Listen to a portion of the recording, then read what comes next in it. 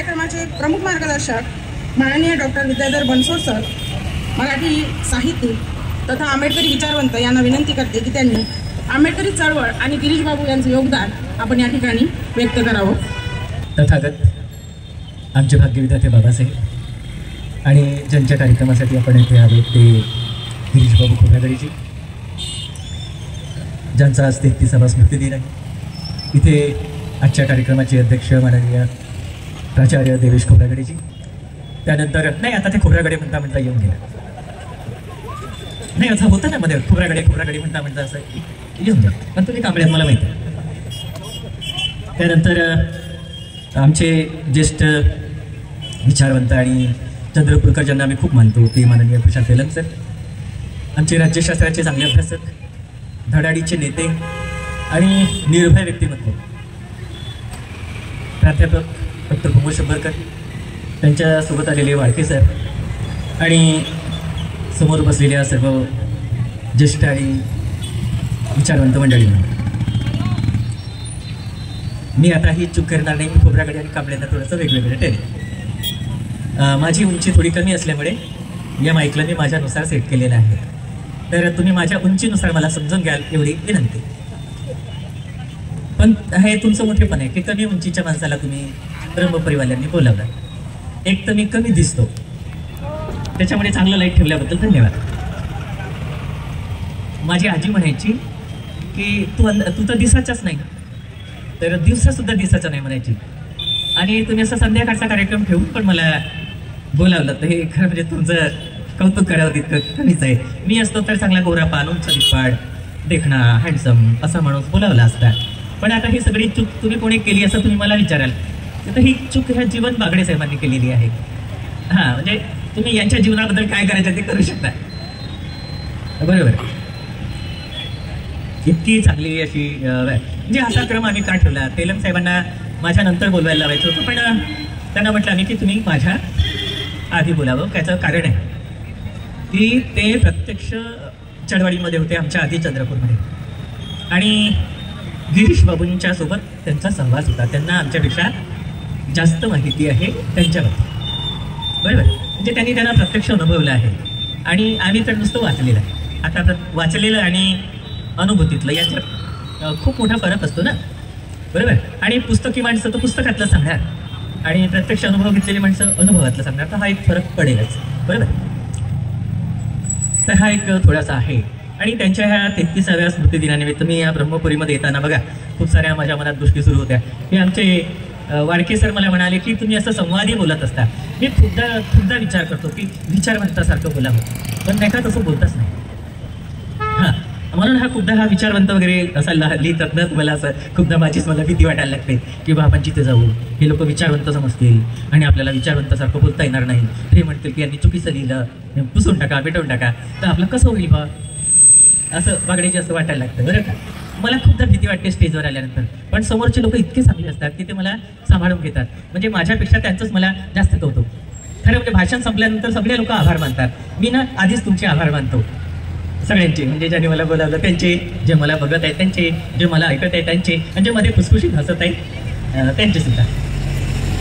असं छानपैकी चालूया आपण पुढे. या शहरात मी पहिल्यांदा आलो होतो. एक अखिल भारतीय दलित साहित्य संमेलन होतं. डॉक्टर यशवंत मनोहर त्याचे अध्यक्ष होते आणि त्या संमेलनाच्या वेळेस पहिल्यांदा आम्ही इथे आलो होतो चिमूरवरून. तर तुम्हाला दिसेल की आम्ही रस्त्याला येत असताना 2-4 अशा आठवणीतल्या गोष्टी सांगितलं तर नाही चालेल का?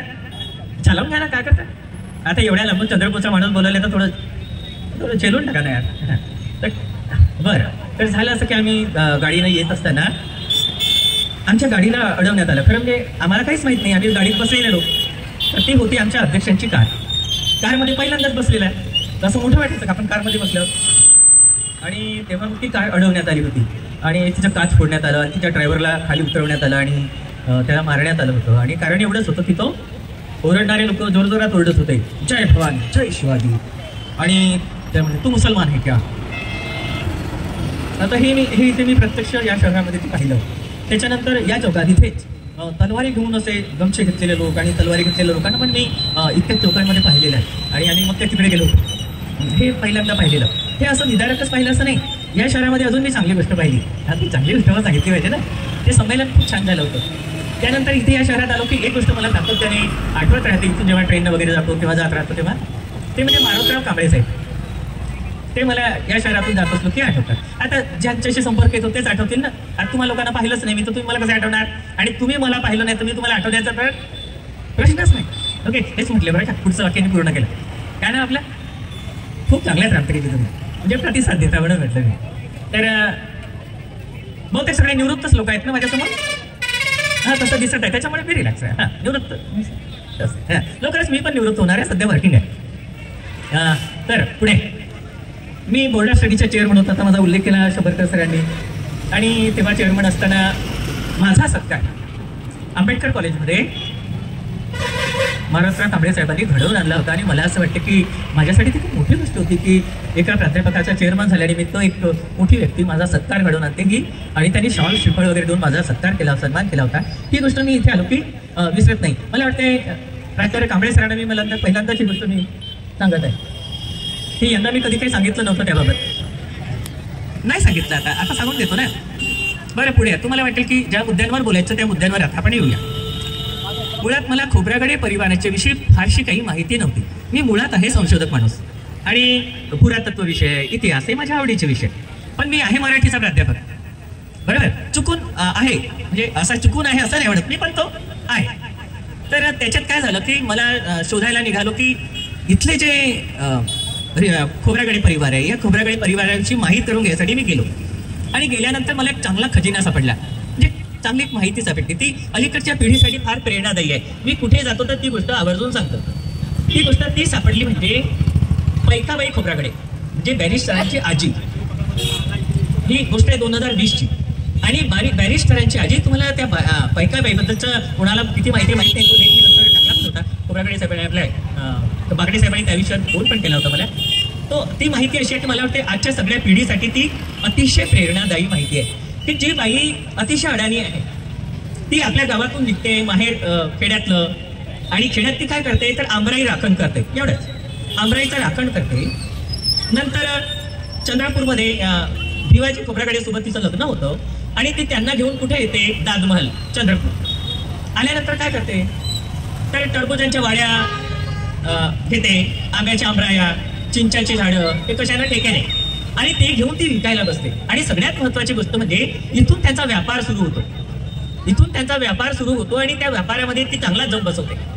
त्यात अडचण अशी आहे की ती जम बसवताना त्या काळामध्ये सागवानाचे ठेके पण ती घ्यायला लागते. त्याच काळात पतीचं निधन होतं, पण मुलांना मात्र ती शिकवते. स्वतः एवढे ठेके घेत राहते, बाजारामध्ये ते सगळं विकते ती पैकाबाई. आणि हे सगळं विकूनही, म्हणजे यांचं नाव असल्यामुळे यांच्या घराण्याबद्दल थोडीशी फक्त माहिती देतो. आणि पैकाबाई काय करते की मुलांना जुबली शाळेत टाकते, त्यांना ती शिकवते, पण त्यांना दुसऱ्या बाजूला ती उद्योग पण शिकवते. उद्योग शिकवते, व्यापार शिकवते. आणि व्यापारामध्ये तुम्हाला तो काळ बघा की जी अडाणी स्त्री, आणि त्यावेळेस तो पराकोटीचा अस्पृश्यता पाळला जाणारा काळ, आणि त्या काळामध्ये ते मुलांना दोन गोष्टी शिकवते. एक शाळेमधलं चांगलं शिक्षण आणि दुसरं व्यापाराचं शिक्षण. आणि हीच स्त्री पैकाबाई नंतरच्या काळात देवाजी बापू आणि ती पत्रुजी आणि 3-4 जे भाऊ आहेत, या सगळ्यांना चांगलं तर शिकवतेच, पण त्यासोबत ती सगळ्यांना व्यापारात उतरवते. आणि त्या काळात तुम्हाला दिसेल की इथपासून तर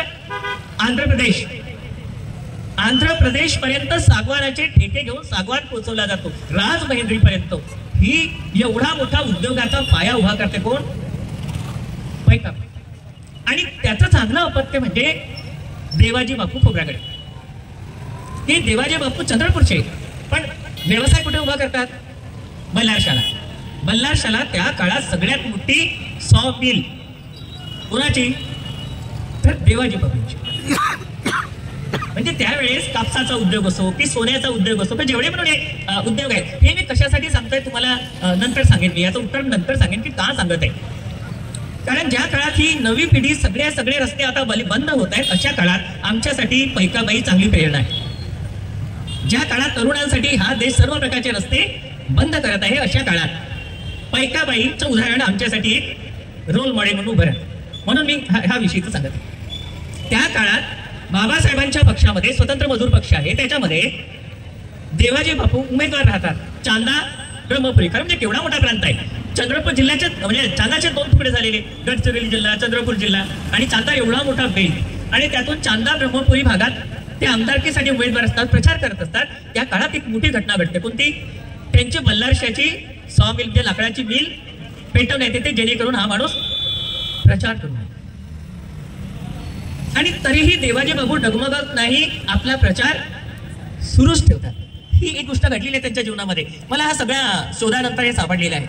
मग देवाजी बापूंपासून शिकण्यासारखं काय? तर तुम्हाला दिसेल की त्याग.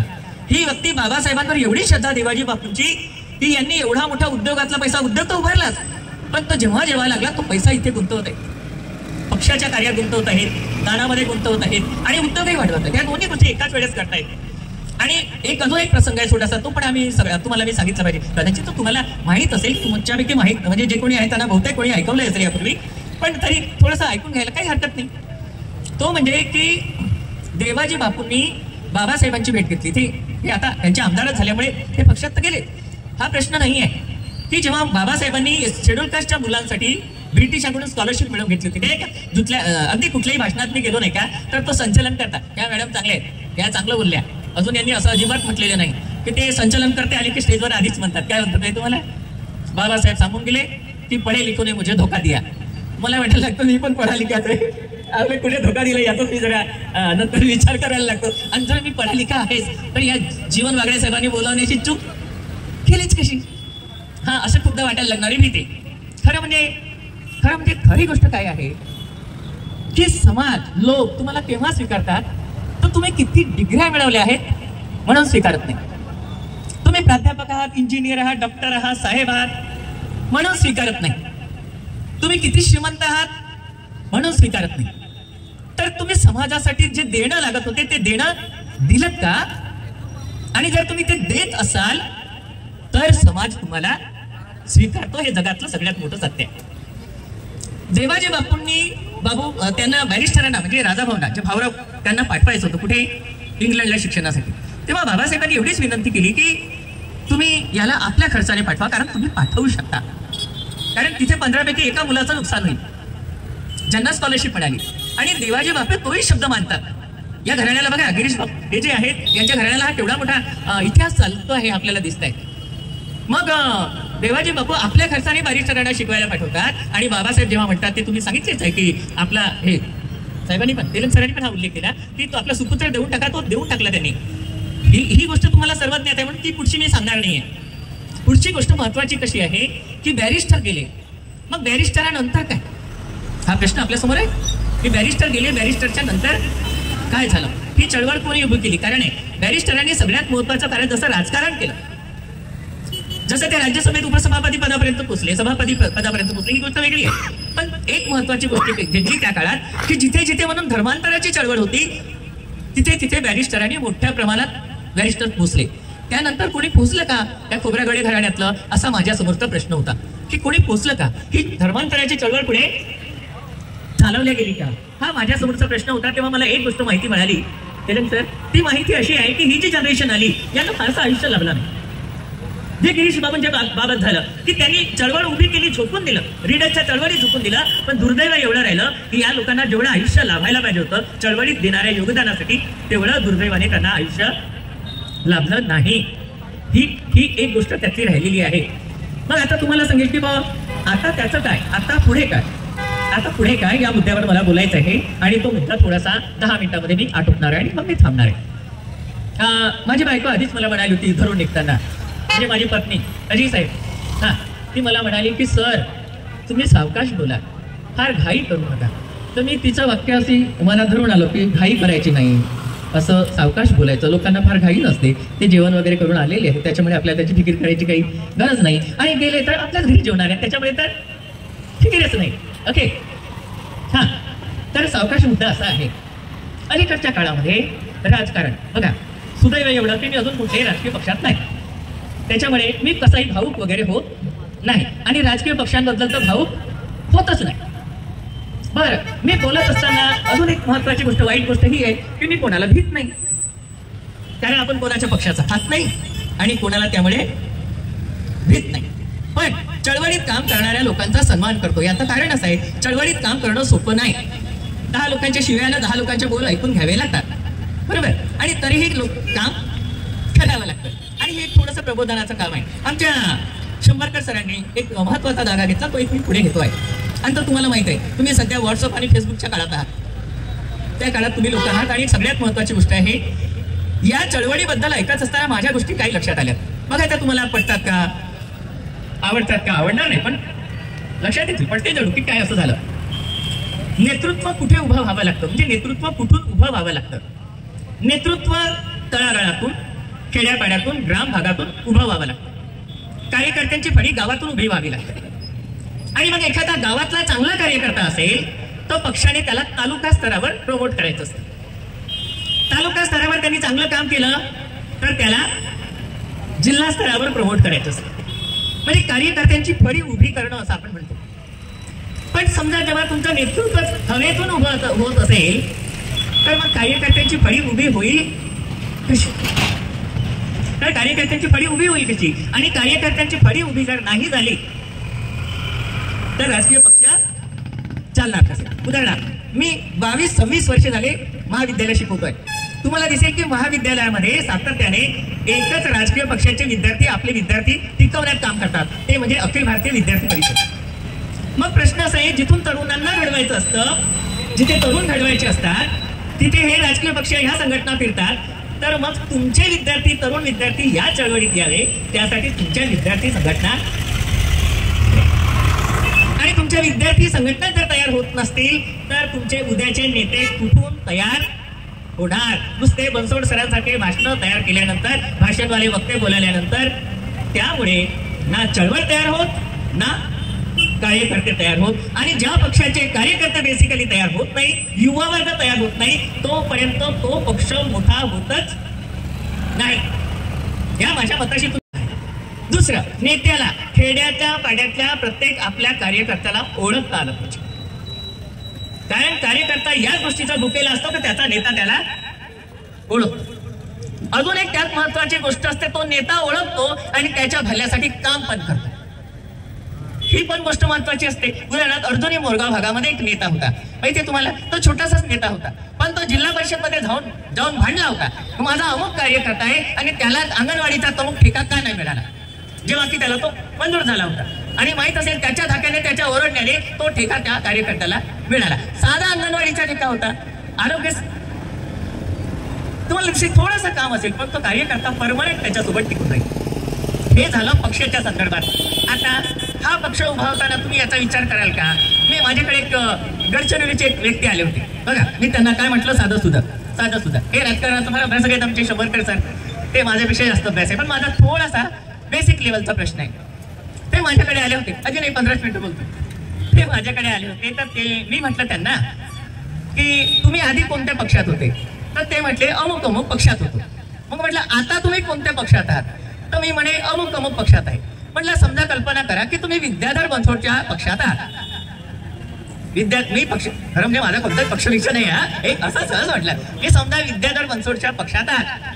विद्याधर बनसोडला 5 मुलं आहेत आणि 5 मुलांनी 5 पक्ष काढले, तर तुम्ही कोणत्या पक्षात जाणार?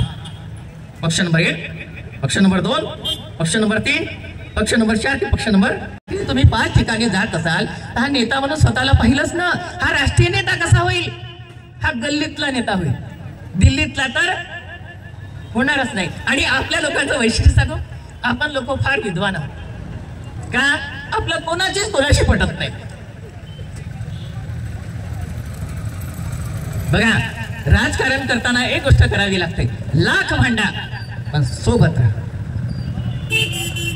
भांडण करा, मतभेद व्यक्त करा, पण सोबत राहा. एक दुसऱ्यांची काळजी घ्या, तर पक्ष टिकतो. नाही तर एकाच घरात 10 पक्ष तयार होतात आणि कोणीच कोणाला विचारत नाही. आणि कार्यकर्ते तर केव्हाच खचून जातात आणि निघून पण जातात. आताचे 2 प्रश्न हातात घेतो आणि थांबतो माझं बोल, कारण तुम्ही चांगले अभ्यासक लोकात म्हणून. आताचा सध्याचा एक मोठा प्रश्न आपल्या समोर आहे, तो कसा, तुम्ही काळजीपूर्वक राहा आणि सावध राहा. तो प्रश्न आहे शिक्षणाचा. तुम्हा सगळ्यांना माहिती आहे, आपल्याकडे हजारो वर्ष शिक्षण नाहीये. आणि मला आनंद आहे की मी जिल्हा परिषदेच्या शाळेतून शिकून आलो. तुमच्यापैकी बहुतेक जिल्हा परिषद शाळेला आपल्या इथे कॉन्व्हेंटमध्ये कोण कोण शिकून आला तर हात वर करा बरं. मी जिल्हा परिषदेच्या शाळेवाला आहे. आमच्या शाळेतल्या बहुतेक पोरं कलेक्टर झाले. शांतागडेजी आमच्या हॉस्टेलला राहत होते, आम्ही सोबत झालेलो. ते मोठमोठे ऑफिसर झाले, साहेब झाले, सगळे झाले. हे आमच्या जिल्हा परिषदेच्या फ्री शिक्षणानं मिळालं. पण तुम्ही लक्षात घ्या, आता जिल्हा परिषदच्या शाळाच संपवायला निघालेले. तुम्ही जर गप्प राहिले तर काय होईल? तुम्ही म्हणजे सगळे भारतीय लोक, महाराष्ट्रीयन लोक, तुम्ही म्हणजे एक जात नाही. जर भारतीय लोक चूप राहिले, महाराष्ट्रातले लोक चूप राहिले तर काय होईल? आज तुम्ही शिक्षण विकत घेऊ शकाल, पण ते शिक्षण जसजसं महाग होत जाईल, तुमच्यापैकी 80% लोक ते शिक्षण विकत घेऊ शकणार नाहीत. म्हणून झोपेत राहू नका, आवाज उठवा. तुमचं शिक्षण तुमच्यापासून हिरावलं जात आहे. म्हणून या शिक्षणाच्यासाठी, याला वाचवण्यासाठी मात्र तुम्ही आवाज बुलंद केला पाहिजे. ही गोष्ट एक महत्वाची आहे. आता पुढची अडचण कशी आहे? छान शंभरकर सरांचाच मुद्दा घेतो आणि थोडंसं त्याला पुढे नेतो. एवढंच. तुम्ही लोक खूप निराश आहात ना. मी जिकडे जिकडे भाषणांना जातो ना, एक गोष्ट सातत्याने ऐकतोय. ओ साहेब, तुम्ही लक्ष ठेवा बरं, तुम्ही छान असता. हा, असे छान मस्त. तर सगळी अडचण कशी आहे? तुम्ही तेव्हा तरुण असाल ना, तुम्ही खूप पोरी मरत असतील तुमच्यावर. मी खात्री सांगतो, अरे या वयात इतकं माणूस हँडसम आहे तर तेव्हा काय सांगा. हा, कुठपर्यंत सांगत होतो मी? शिक्षण या मुद्द्याकडे या. अलीकडे शिक्षणात अजून एक गोष्ट घडलेली आहे, ती केंद्र सरकारने मोठ्या प्रमाणात SC STच्या मुलांना मिळणारी स्कॉलरशिप थांबवलेली आहे. आम्हाला मध्यमवर्गीयांना काय वाटतं माहितीये तुम्हाला? हे सगळे शाळा बुडवण्याचं सगळ्यात मोठं पाप कोणी केलं माहितीये? मध्यमवर्गीयांनी. कारण आम्ही शाळा शिकवायला खेड्यात जातो, आमच्या मुलांना कॉन्व्हेंटमध्ये टाकतो.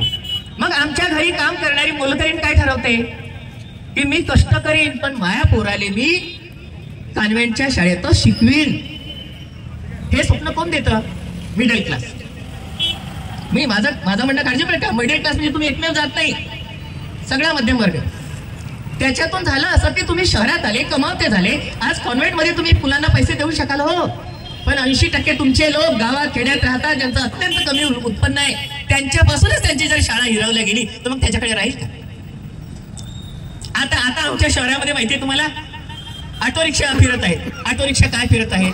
जातीचं नाव घेऊन सांगत आहे विश्वकर्मा योजना, विश्वकर्मा योजना, विश्वकर्मा योजना. माहित आहे विश्वकर्मा योजना?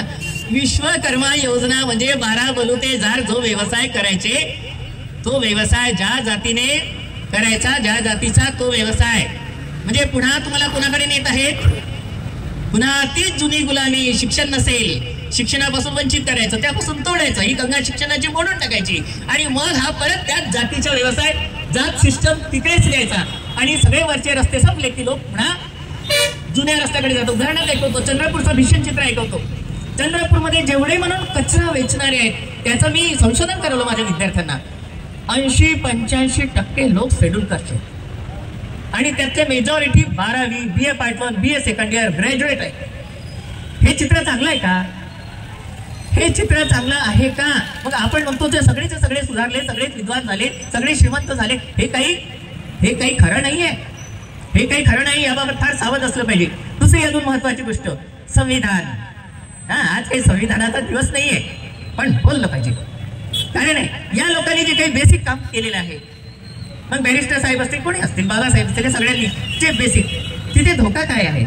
तुम्हाला असं वाटतं नाही का? सगळे लोक सांगतात की संविधान दुखत आहे. आता सर म्हटले ती गोष्ट खरी आहे, ती संविधान बदलता नाहीये, पण तुम्ही असं कधी अपेक्षा तरी केली होती का की एका वेळेस राज्यसभेतून आणि लोकसभेतून इतके खासदार एका वेळेस निलंबित होतील कोणत्या तरी इतिहासात?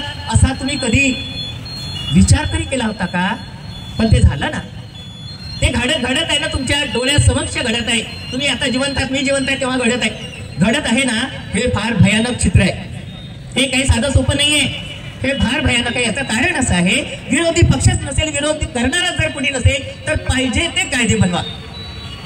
मला तर वाटते यापुढे कुणालाही या देशात असं राक्षसी बहुमत मिळू नये. कोणालाच मिळू नये. कोणालाच असं राक्षसी बहुमत मिळू नये. त्याला मिळावं तर लंगडच बहुमत मिळावं, जेणेकरून त्याची तगडी कुणाच्या तरी हातात राहील. पुन्हा एक संविधानाची गोष्ट आहे.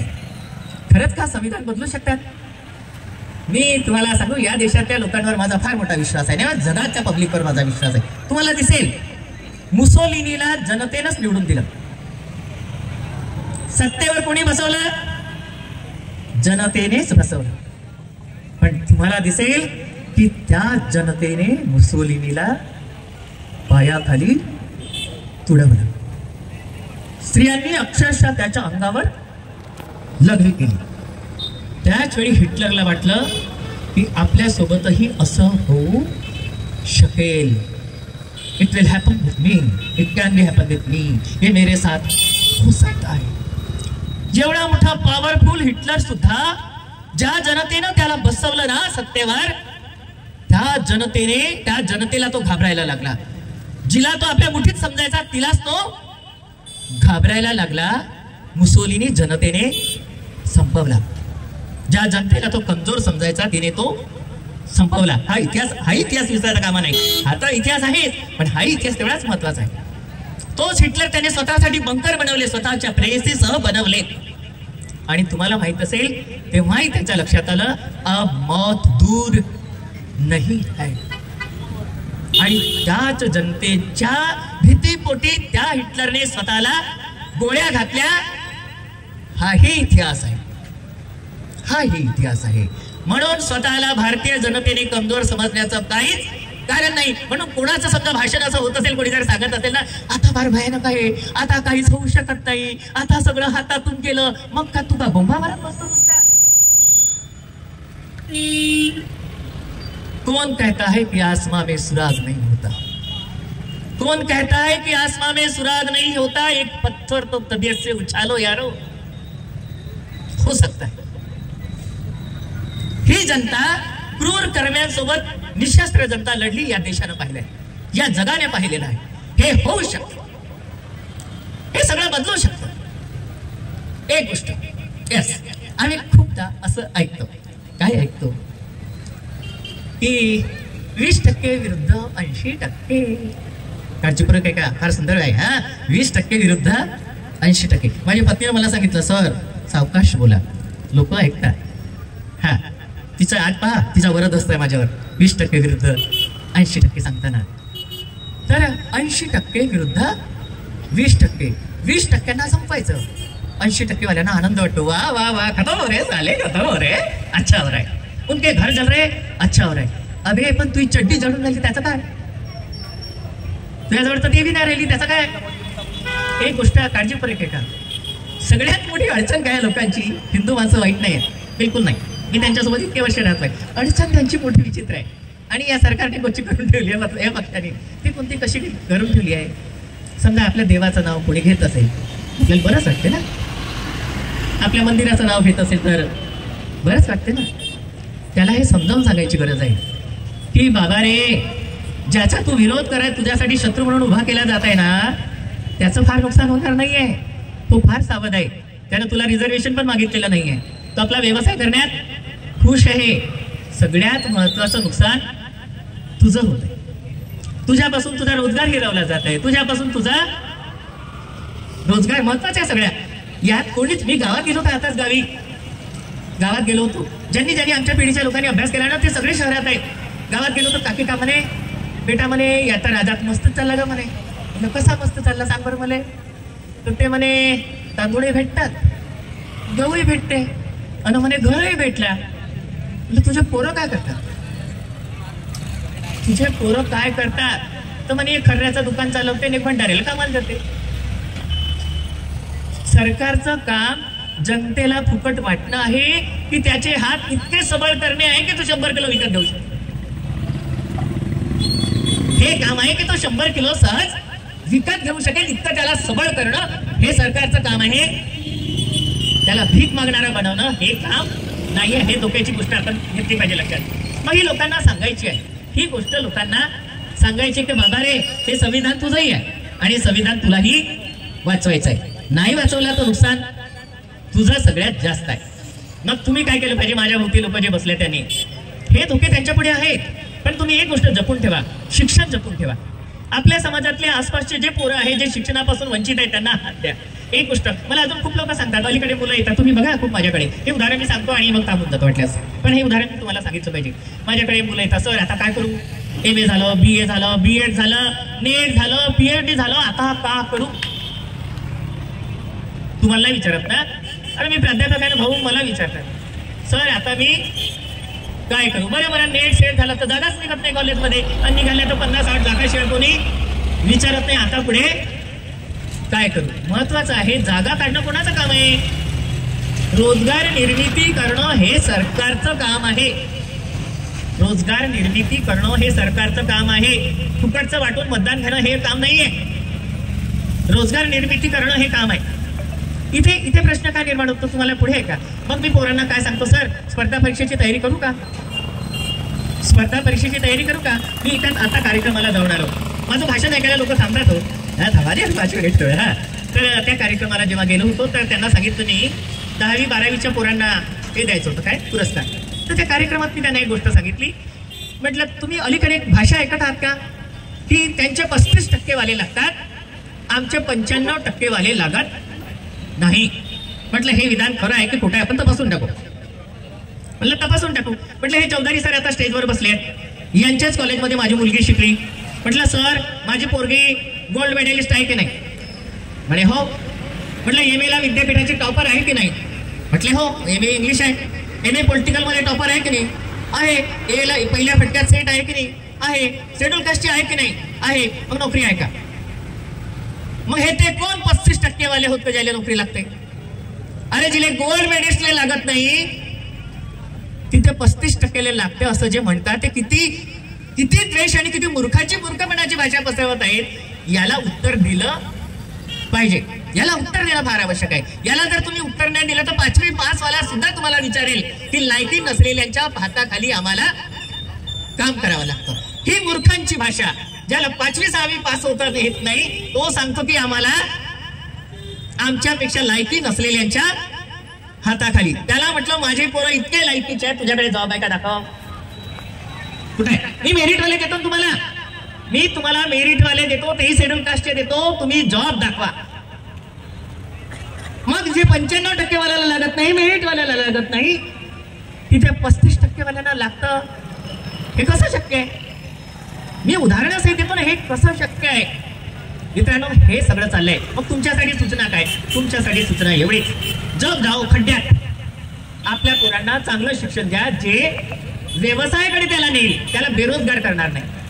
प्रोडक्टिव्ह एज्युकेशन जे पैकाबाईने शिकवलं, जे देवाजी बापूने शिकवलं की जे शिक्षण आम्हाला व्यवसाय करण्यास व्यवसायाच्या वाटेने नेईल आणि व्यवसायाच्या वाटेने नेऊन आम्हाला आर्थिकदृष्ट्या सबळ बनवेल, हे कोणी शिकवलं माहितीये तुम्हाला? प्रॅक्टिकली आम्हाला जर कोणी शिकवलं असेल ना त्या खोब्रागडे परिवाराने.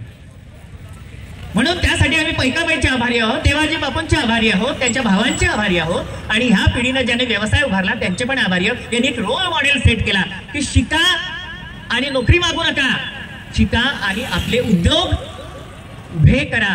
हा यांचा रोल मॉडेल आहे, हा यांचा आदर्श आहे. आणि त्यातही समाजसेवा करा, समाजाला काही देता येत असेल तर द्या.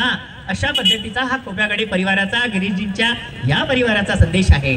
तर आपल्या मुलांना वाचवा, आपलं संविधान वाचवा, आपलं शिक्षण वाचवा, हे सगळंच वाचवा. निराश होऊ नका.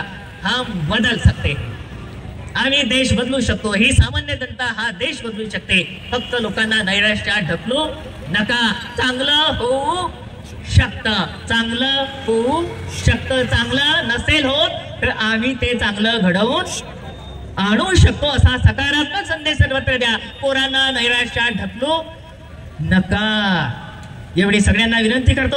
आयोजकांनी मला बोलावलं, आपण माझी एवढी बडबड ऐकली, तर सगळ्यांचे आभार. जय भीम. धन्यवाद. धन्यवाद सर. बॅरिस्टर राजाभाऊ खोब्रागडे यांच्या नंतर तळागाळातील लोकांचे मनधैर्य वाढवण्याचं काम गिरीश बाबूंनी गाव पातळीवर जाऊन केलं आणि त्यांनी खऱ्या अर्थाने दाखवून दिलं की माझ्या घराला वैचारिक आणि राजकारणाचा वारसा जरी लाभला असेल तरी मी घराणेशाही नाही तर स्वकर्तृत्वाने कार्यकर्त्यांचा निष्ठावंत यशस्वी नेता झालो, हे त्यांच्या कार्याचं फलित आहे. आणि म्हणून आज त्यांचा 33वा स्मृतिदिन आपण या ठिकाणी साजरा करतो आहोत. सर मी आपल्याला सांगू इच्छिते की ज्यावेळेस मी महाविद्यालयात शिक्षण घेत होते त्यावेळेस आपला झालेला सत्कार आणि आपण आमच्या कॉलेजमध्ये आलेलं भाषण त्यावेळी दिलेले आम्हाला प्रबोधनाचे धडे आणि आजही आपली शैली तीच आहे, अगदी भारावून टाकणारी आणि मनमोहित करणारी. धन्यवाद सर.